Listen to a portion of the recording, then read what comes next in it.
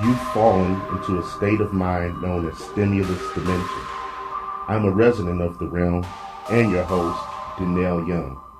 This entity delves into the source of environmental ills we are faced within the Black community and the world abroad, while bearing the vendetta of restoring the integrity of hip-hop culture and quality of radio listening as a whole. Cometh, watch, and listen as we are both enlightened with a true learning experience.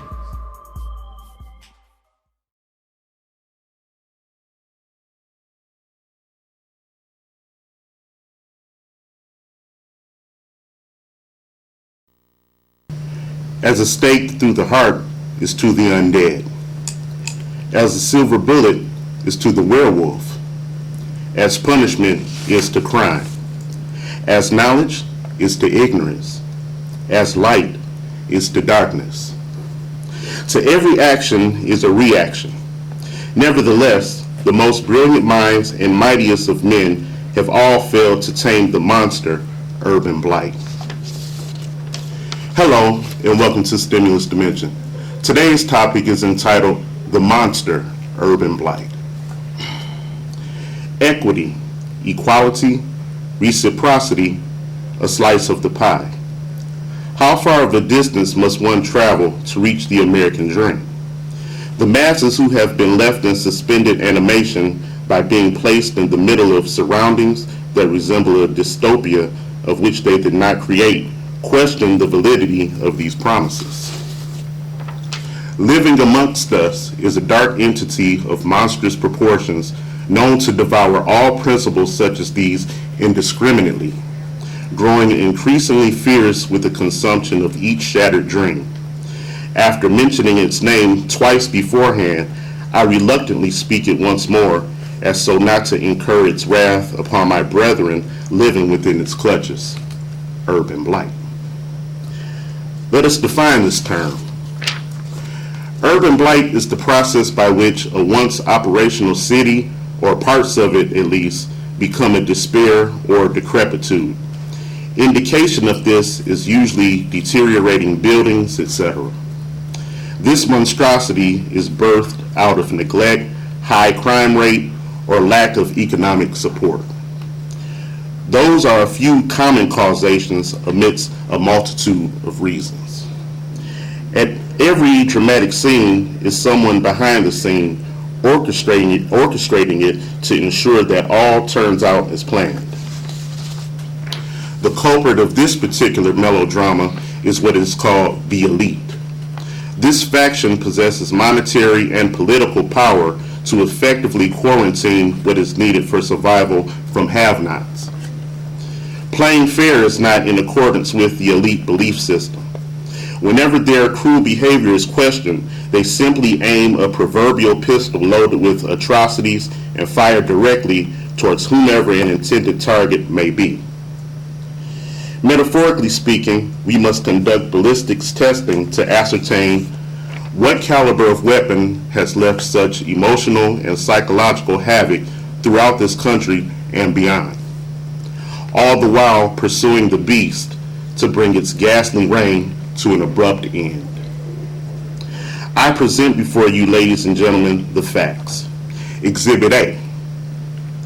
The first slug, otherwise known as racism, was found embedded into the heart of the inner city metropolis. According to thorough documentation and historical accounts transmitted down through the ages, the aspiration towards inner city life began in the cotton fields of the South. Simple farmers who happened to be African American performed grueling labor on a daily basis in farmlands that they did not own for ridiculous minimal wages.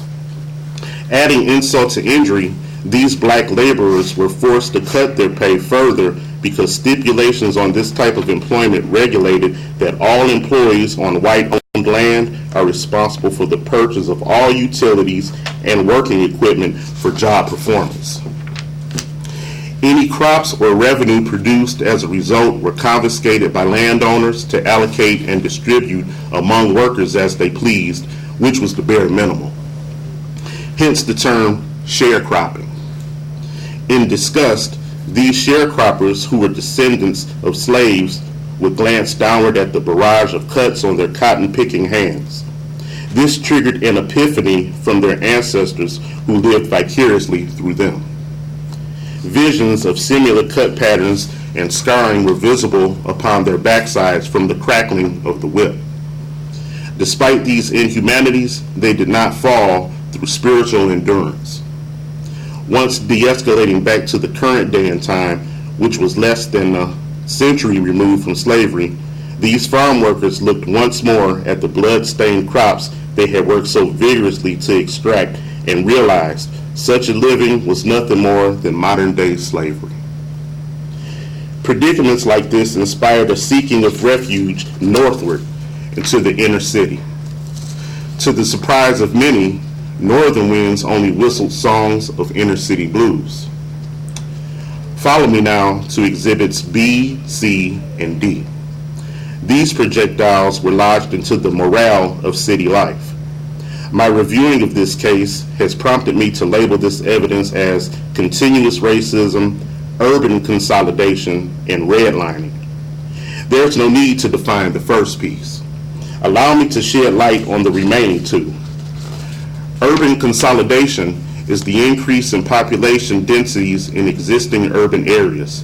Redlining is the process by which services such as banking, insurance, and access to jobs and healthcare are denied to certain races or classes of people through increasing the cost. A lot of people argue that it was during these phases in which the monster was conceived. Large influxes of Southern African Americans who were formerly farmhands, along with black soldiers being discharged from the military, shifted to large northern cities in search of employment that was not degrading or counterproductive. During the post-World War II era, Adolf Hitler's regime had been crushed, and anyone black or other who was any kind of helping hand in Nazi demise felt long overdue respect was imminent, whether it be individually or racially. But to their dismay, the double-edged sword had been inconspicuously concealed, prepared to sever any black hand reaching for a quality existence. Discrimination poured down heavily on black Southern migrants in every forefront possible. Once they gained entry into neighborhoods previously occupied by white tenants, these incumbents fled in favor of suburbia, taking businesses and all viable resources with them. Several homeowners were unable to cross the red line of redlining. Practices implemented by bankers, employment agencies, and medical care establishments. Schools became segregated and overly crowded. Automotive industry jobs were deindustrialized with the relocating of the businesses overseas. The majority of these newcomers only possessed agricultural skills in a climate in which land was not fertile, making it impossible to revert back to familiarity for survival. Without any tangible recourse whatsoever to cling on for dear life, the whispering voice of paranoia calls and eventually sets in. Never should temptation of any kind be accessible to a person with nothing to lose. If an acquaintance is made between the two, it will and has created some of the most dangerous human beings in existence. Now take a look at Exhibit E. These shell casings resulted from shots fired at the already mortally wounded, miserable inner city existence. For decades, city dwellers consisting of mostly minorities and poor whites who were rejected by their own have been on a first-name basis with desperation. Antiquated housing that was left in this condition by black-hearted races were surrounded by defunct factories that in turn created air, noise, and water pollution. It is commonplace for residents to live, eat, and sleep with odd bedfellows, such as roaches, mice, or rats. Roaches and rodents are known to carry germs that can cause asthmatic symptoms in children, including many other serious health problems. The public schooling system, though it appears to have made slight improvements in recent years, for the most part, is reputed as inferior to that of the suburban educational system. Outrageously large class sizes, plus ill-equipped, indifferent teaching staff, make learning obsolete. Does not one hand wash the other? How can any living organism change a predicament without means to do so? Even machinery needs upkeep to function properly. Welfare assistance and minimum wage does not suffice in making a permanent productive difference. All these minuses create and give rise to a poor population. A minus placed in front of any number is called a negative. When negativity becomes your only ally, it's called innovation. Innovators are skillful at blending into the environment to operate in plain view without being seen. They wear many different faces, such as thieves, peddlers, sex workers, and so on. In between all the confusion of daily city living is more confusion. Black-owned and other businesses are unable to flourish because they cannot compete with larger chain franchises whose pricing is better and availability of certain merchandise is ready and at your service. This lack thereof causes loss of scores of local businesses once they ultimately fail, thus providing the monster with yet more souls to feed on.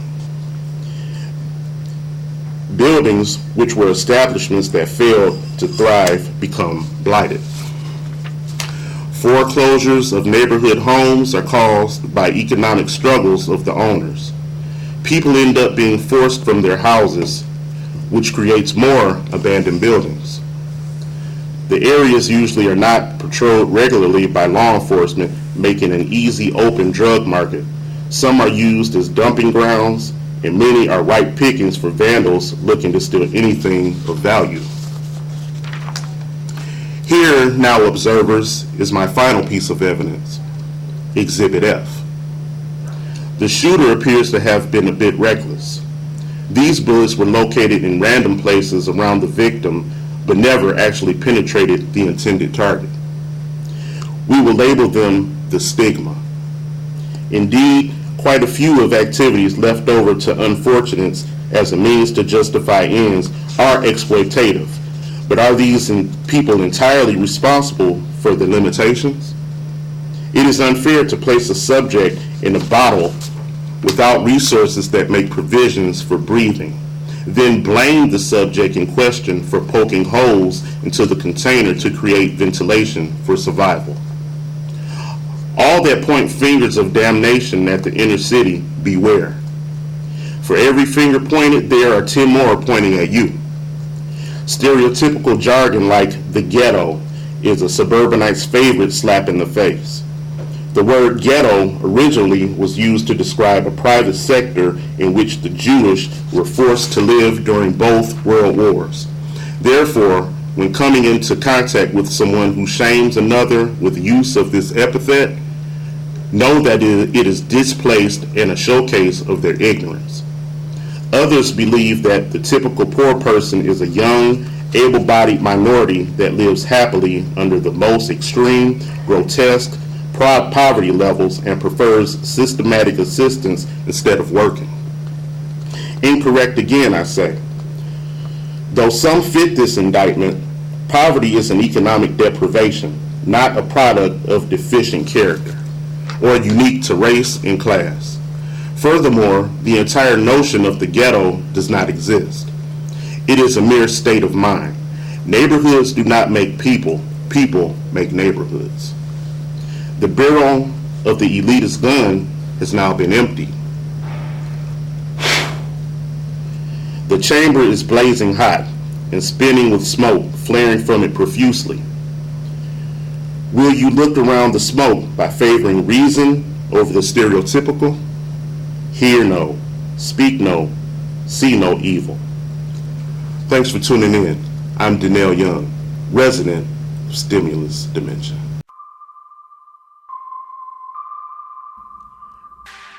You've fallen into a state of mind known as stimulus dementia. I'm a resident of the realm and your host, DENNELL Young. This entity delves into the source of environmental ills we are faced within the Black community and the world abroad, while bearing the vendetta of restoring the integrity of hip-hop culture and quality of radio listening as a whole. A cometh, watch and listen as we are both enlightened with a true learning experience.